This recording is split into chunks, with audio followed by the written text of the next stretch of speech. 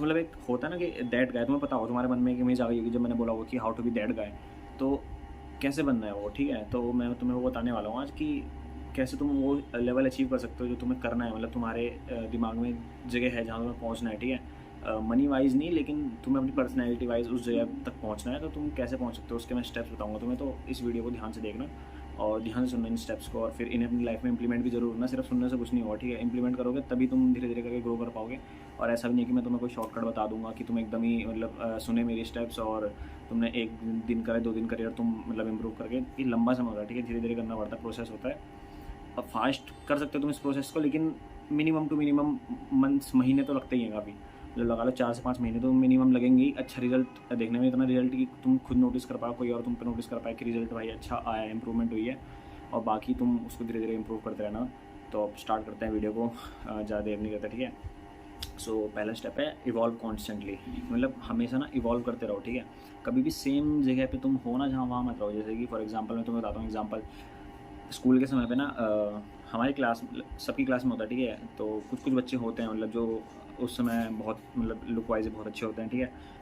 पढ़ाई का तो चलो नहीं, बट लुक वाइज भी अच्छे हैं काफ़ी। कोई कोई होता है पढ़ाई में भी अच्छे होते हैं, और बाकी मतलब लड़कियों के मामले में भी काफ़ी अच्छे होते हैं जो तुम्हें करना ही है। सोशली भी काफ़ी अच्छे होते हैं, मतलब सारे बहुत जान पहचान रहते हैं, ठीक है। ऐसा स्कूल के समय पे तुम्हारे साथ भी ऐसे होंगे, हो सकता है तुम भी खुद हो, लेकिन तुम्हारे साथ भी काफ़ी ऐसे होंगे। लेकिन जैसे कि मेरी क्लास में थे, ठीक है, ऐसे बच्चे। उस समय मैं एवरेज था, मतलब एवरेज इन द सेंस कि लुक वाइज भी एवरेज था। मतलब उस समय तो एवरेज तो क्या, बीच में मैं काफ़ी मोटा हो गया था स्कूल के समय में। तो एवरेज भी नहीं था लुक वाइज, मतलब एवरेज बोल सकते हैं, एवरेज था। पढ़ाई में तो चलो थे ही नहीं अच्छे। सोशली भी थोड़ा मतलब दोस्तों के साथ नॉर्मल चलता था, लेकिन लड़कियों के सामने सोशली एंक्शियस था थोड़ा, और ये सब चीज़ें थी। लेकिन अगर मैं आज मतलब देखूँ अपने पुराने सेल्फ को, तो मैं मतलब जो पहले था बिल्कुल अलग हूँ, मतलब अभी डिफरेंट हूँ। तो हमेशा इवॉल्व करते रहो। जैसे कि मैंने बताया तुम्हें कि मेरी क्लास में ऐसे बच्चे थे, अगर मैं उनको आज देखता हूँ ना, तो जैसे बोलते हैं ना कि मेरा तो ग्लो अप हुआ है। मतलब glow up in the sense कि मैंने काफ़ी चीज़ इंप्रूव करी थी धीरे धीरे करके। तो इस समय तक मैं अगर देखूँ कि भाई अपना पीछे वाला सेल्फ कि मैं कहाँ था और अब कहाँ हूँ, तो मैं काफ़ी ऊपर हूँ मतलब उस जगह से।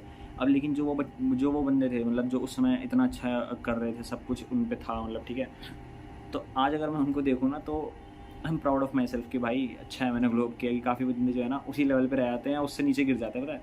वो ध्यान नहीं देते अपने आप पे। उनके पास उस समय करीबन करीबन जो चाहिए होता है सबको, तो वो था ही। तो उन्होंने फिर ध्यान नहीं दिया ज़्यादा अपने आप पे, और अल्टीमेटली हुआ क्या कि अब बोलते हैं ग्लो डाउन हो गया। तो अब वो चीज़ हो चुकी है उनकी कि अब भाई ध्यान बॉडी बूडी पे ध्यान दिया नहीं ढंग से, तो मोटे मोटे हो गए।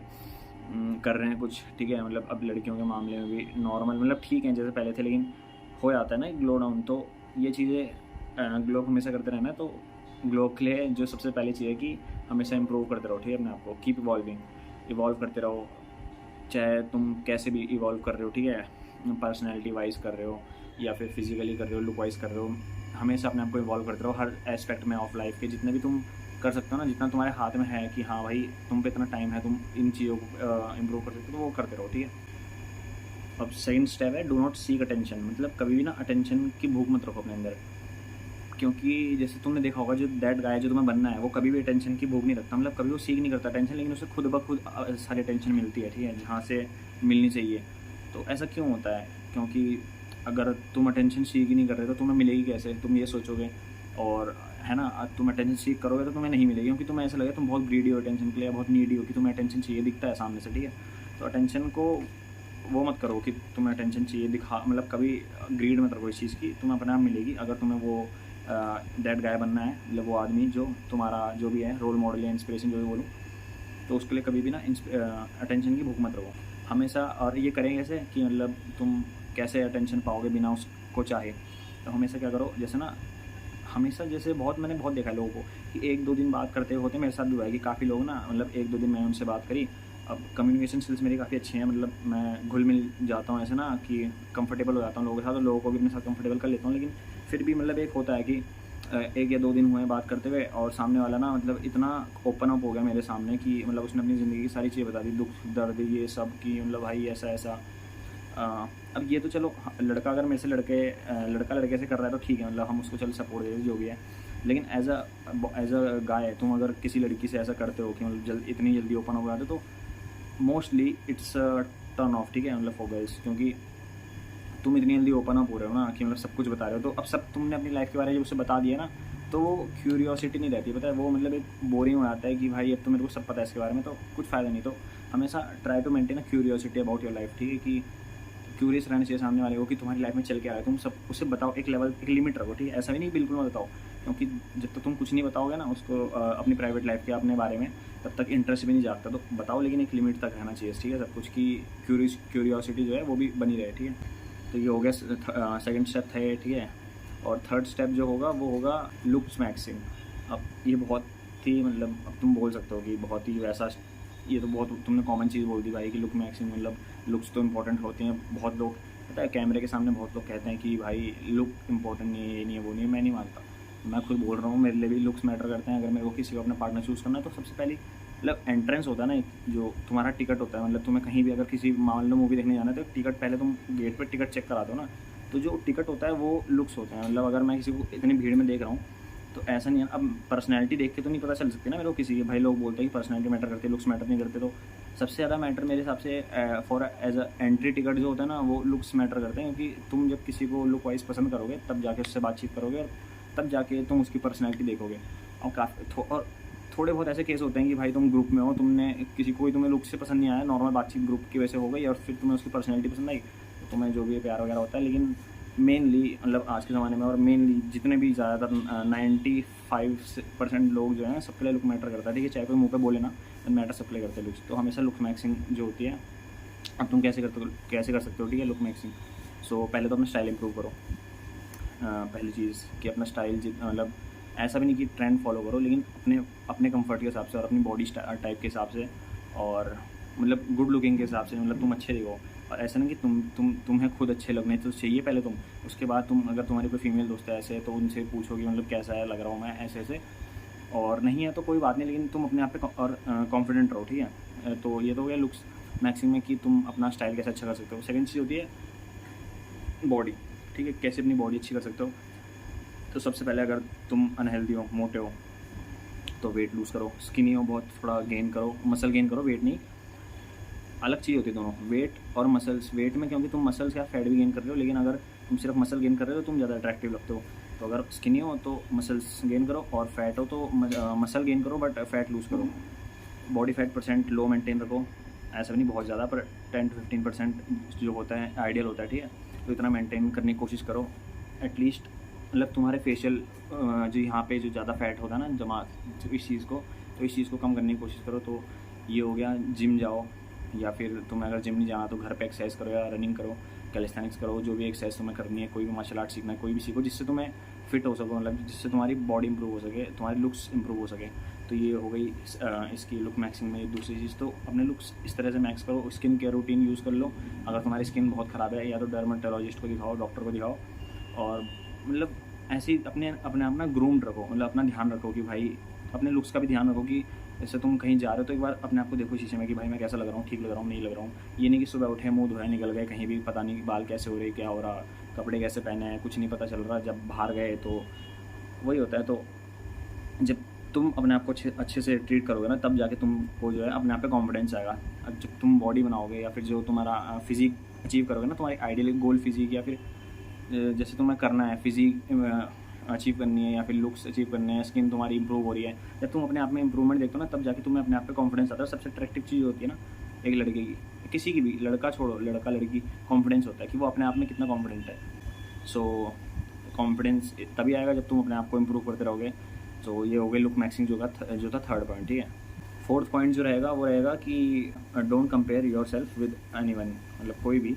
तो अपने आप को ना कभी दूसरे से कंपेयर मत करो, क्योंकि क्या होता है ना कि सबकी अपनी लाइफ है भाई, सबकी अपनी रेस है।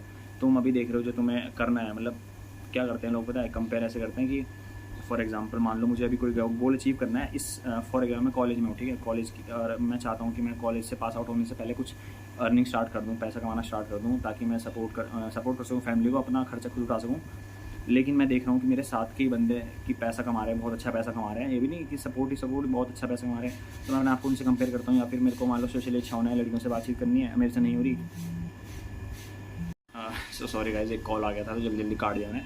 हाँ, तो मैं ये कह रहा था कि जैसे कि मैंने तुम्हें पैसों वाली बात बताई, अब जैसे कि मेरे को मान लो सोशली अच्छा होना है, ठीक है, काफ़ी। तो अब सोशली इन द सेंस कि लड़कों के साथ तो हो ही जाते हैं लौंडे, मतलब खुल जाते हैं लौंडों के साथ ना, ठीक है। मेन चीज़ होती है कि लड़कियों के साथ कैसे बातचीत तो इस चीज़ में ना थोड़ा जो होते हैं लड़के वो थोड़ा अटकते हैं। तो मान लो मेरे को सोशली अच्छा होना है, लड़कियों के साथ बातचीत जैसे हो सके कि एकदम फ्रेंडली होकर कर लूँ, मैं खुल जाऊँ। अब लेकिन मेरे से नहीं हो रहा, लेकिन मैं देख रहा हूँ कि मेरा कोई दोस्त है या फिर कोई है लड़का मतलब जिसको मैं जानता हूँ, वो जाता है मतलब लड़कियों से एकदम बात-बूत करता है, भयंकर एकदम आईडी वाईडी निकाल लेता है, इंस्टा आईडी, बाकी उसकी मतलब बातचीत चलती रहती है।